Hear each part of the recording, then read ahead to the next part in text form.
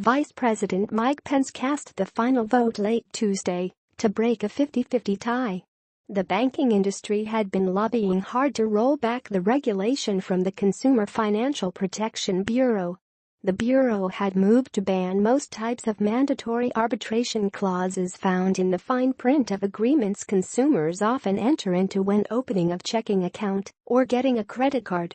The vote reflects the effort of the Trump administration and congressional Republicans to undo regulations that the GOP argues harm the free market. The measure now moves to President Donald Trump's desk for his signature. White House Press Secretary Sarah Huckabee Sanders said the president applauded the vote.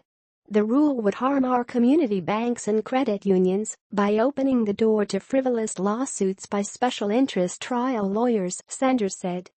Democratic lawmakers said the CFPB's rule would have given consumers more leverage to stop companies from financial wrongdoing.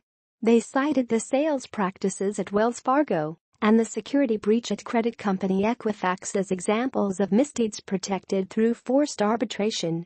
So who does forced arbitration help? Wall Street banks and other huge corporations that never pay the price for cheating working people, said Senator Sherrod Brown, D. Ohio.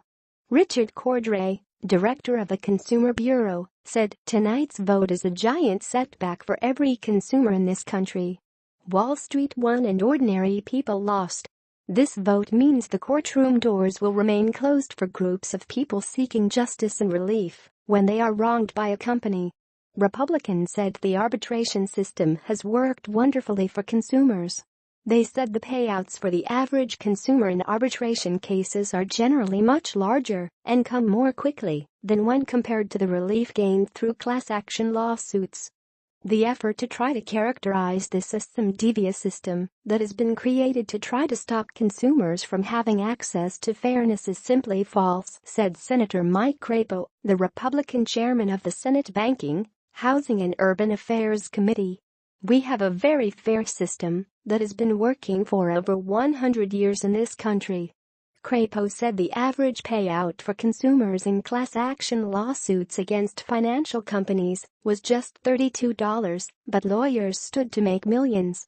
Democrats argued that consumers generally don't have the time and means to pursue claims in arbitration, and since most disputes revolve around small amounts, they typically just give up. They said banks and other financial firms know that in the end they won't have to pay a real price for taking advantage of a consumer. But class actions would serve as a powerful tool for consumers, they said.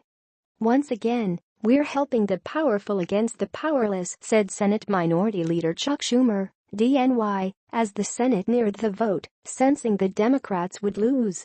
Two Republicans sided with Democratic lawmakers to keep the rule, Sens.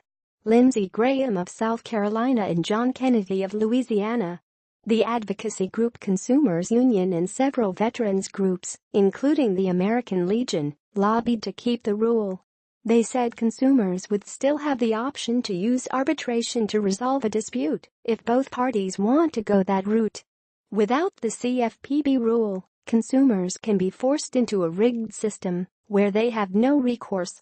It's a disgrace, said Linda Lipson, CEO of the American Association for Justice, an advocacy group that works to improve the legal system.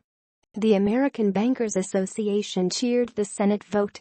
Today's vote puts consumers first, rather than class action lawyers, said Rob Nichols, the group's president and chief executive officer.